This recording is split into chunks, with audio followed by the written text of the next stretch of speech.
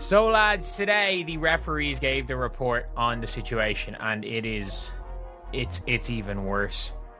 It's even worse than I imagined, and it was pretty grim. The WNBA officials just dropped their report on the Connecticut Sun catastrophe, and honestly, it's way more damaging than anyone expected. Their reasoning for letting Caitlin Clark get targeted while her attackers faced minimal consequences is so laughable that the entire fan base is in complete uproar. This document basically confirms every single suspicion about rigged officiating in women's basketball.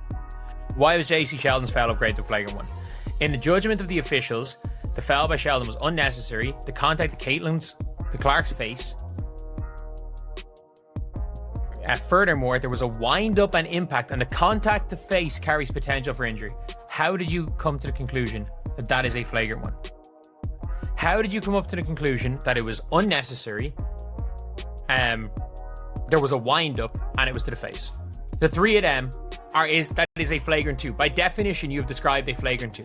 So after reading through the officials' weak justifications, do you believe the WNBA is intentionally sabotaging Caitlin Clark? The referee breakdown from that Connecticut Sun versus Indiana Fever matchup just went public, and let me tell you, this thing is the most incriminating evidence we've witnessed regarding biased WNBA officiating. His officials didn't simply mess up their responsibilities, they completely revealed themselves as totally prejudiced against Caitlin Clark while simultaneously shielding the athletes who attacked her. I'm about to walk you through this complete mockery of a document, because every single justification actually makes the officiating appear more compromised than before. The officials basically confessed to everything supporters have been yelling about while apparently believing their reasoning was logical. It's literally watching someone admit guilt while claiming total innocence. Let's start with their reasoning for why JC Sheldon's eye-clawing assault on Clark only received a flagrant 1 penalty instead of the clear flagrant 2 ejection it deserved. The officials stated Sheldon's violation was unnecessary with wind-up and contact to Clark's face that presents injury potential.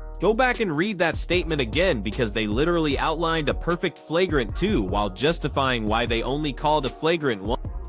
Unnecessary contact. Wind up and unnecessary. The 2 of those can be a flagrant 2. And face. You have described why was it a flagrant 2. You have just described a flagrant 2 as your answer for why it was upgraded to a flagrant 1. You have just described the flagrant.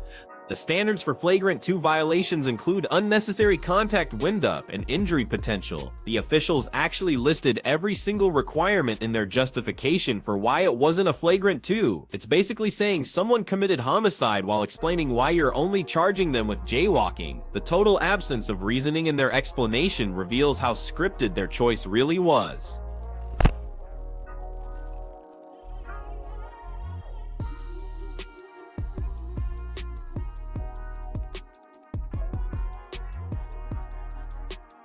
What makes this situation even more maddening is that Sheldon's assault had zero connection to basketball.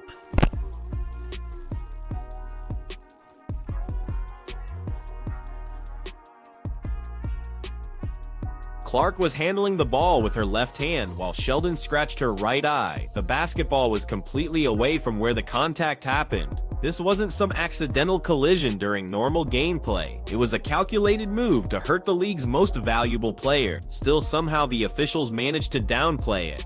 Now let's look at their embarrassing justification for why Marina Mabrey avoided ejection after charging across the court to slam Clark to the floor during a stoppage in play. The official claimed Mabrey's contact didn't reach ejection level and failed to meet flagrant penalty standards. Apparently, attacking someone during dead ball time doesn't matter as long as Caitlin Clark is the target. The Mabrey situation was so clearly flagrant that even new fans were demanding ejection as it happened. She had zero basketball justification for being anywhere close to Clark, much less body slamming her down. It was straight retaliation meant to intimidate and possibly injure, but according to these crooked officials, that's just traditional basketball.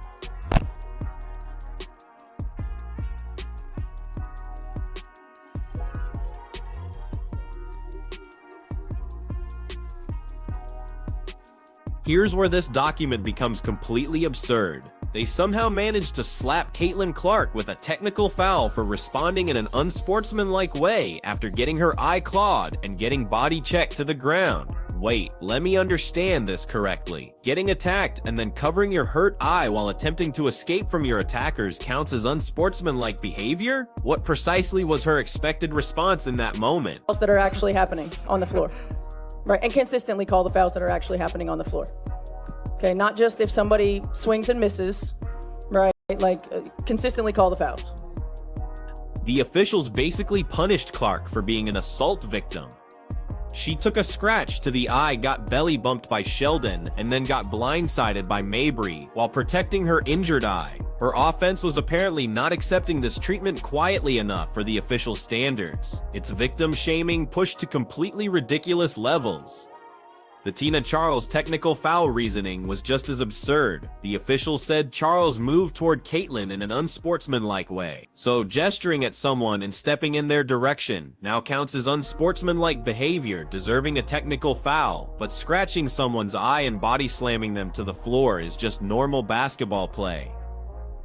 The bias is so clear it's offensive. The Sophie Cunningham flagrant 2 reasoning was the single explanation that actually made sense, which ironically showed how incorrect all the other decisions were. They stated her contact was unnecessary and excessive, which it definitely was. Sophie grabbed Sheldon by the neck as payback for what happened to Clark. The key difference is, Sophie's move was properly penalized while the initial attacks got minimized. What's especially revealing about this entire sequence is the officials acknowledged they lost game control. They stated the situation got worse because they mishandled the earlier incidents, but instead of accepting blame for their mistakes, they found ways to fault everyone except the athletes who created the chaos.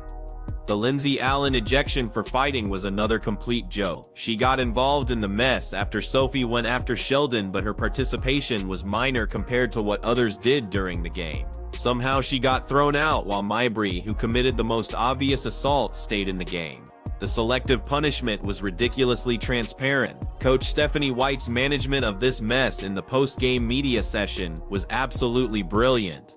When reporters attempted to get Clark to discuss the officiating, White intervened and controlled the questioning. She shielded her star from having to deal with the political nightmare of criticizing officials while making it obvious the officiating was unacceptable. White's statements about the officials were crushing because they came with professional composure while being totally damning. She mentioned the officials recognized from the opening quarter that things were spiraling, but they couldn't control the situation. She basically called them incompetent while keeping reasonable doubt. The most savage aspect of White's statements was discussing how everyone in the league is improving except the officials. She complimented the athletes for being quicker, stronger, and more skilled than ever, then casually noted that the officials haven't evolved with the game. It was polite destruction. White's strategy was brilliant because she praised the league and athletes while isolating the officials as the issue.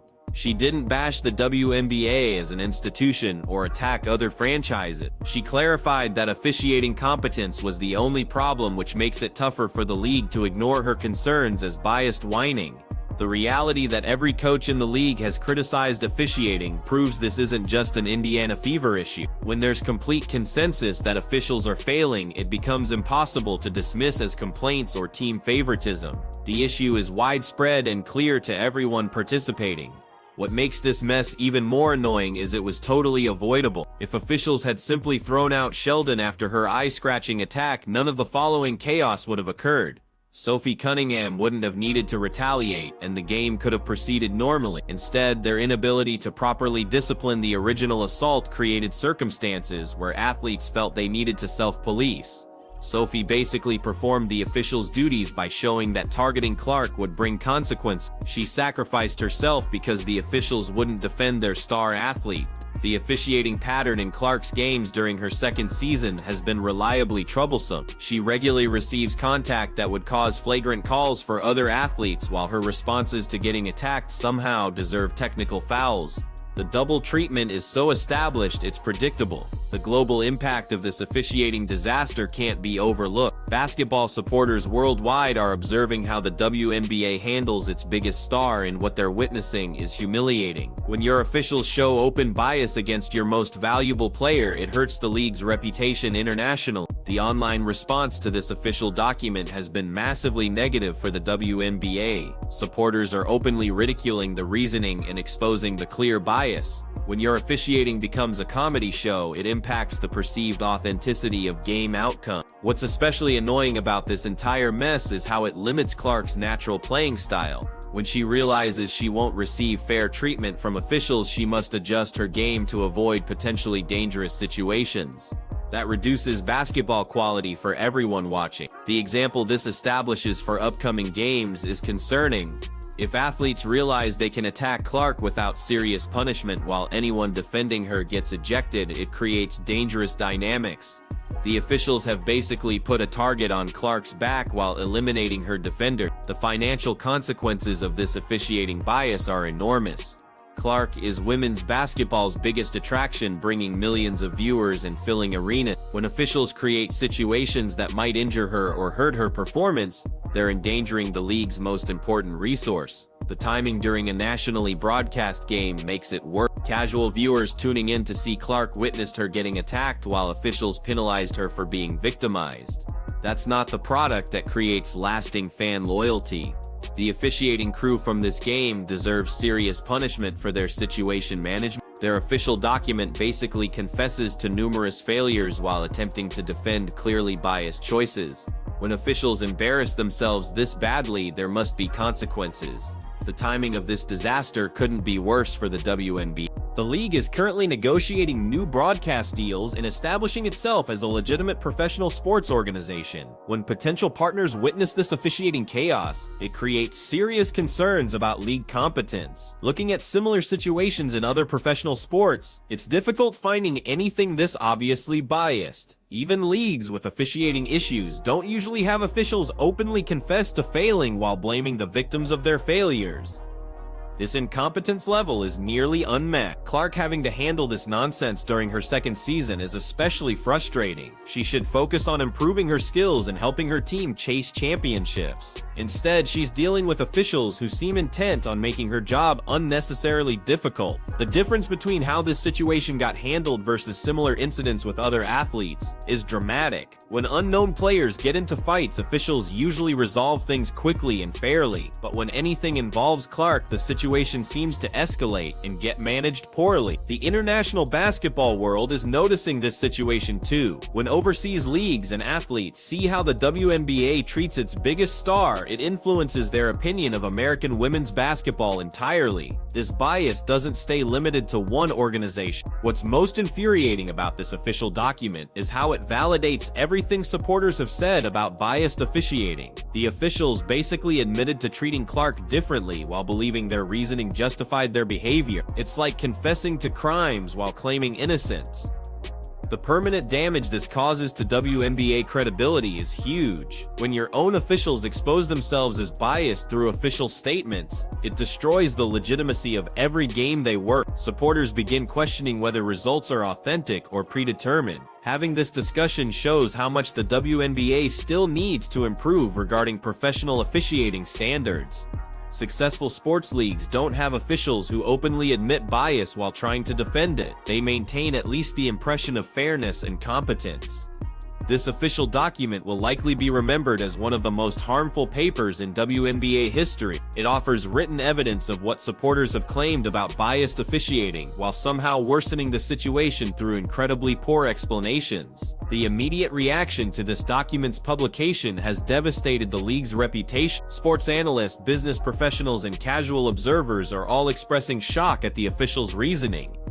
When your officiating becomes a national joke, you have serious organizational problems.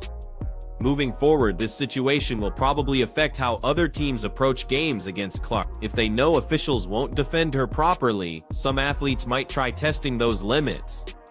That creates dangerous situations for everyone involved. The most maddening aspect of this complete disaster is how preventable it was. If officials had simply performed their jobs competently, none of this controversy would exist. Instead, their failures created situations that hurt multiple athletes, coaches, and the league itself. This official document serves as permanent proof of WNBA officiating bias against Caitlin Clark. In the future, when people examine how the league treated its biggest star, this paper will be primary evidence of institutional problems and corruption. This official document just confirmed everything we've suspected about corrupt WNBA officiating. They literally confessed to bias while attempting to defend it, and supporters are completely outraged about the unfair treatment. The league's reputation is destroyed after this catastrophe. What's your opinion on their embarrassing explanation? Hit that like button, subscribe for more honest coverage, and share your reactions in the comments.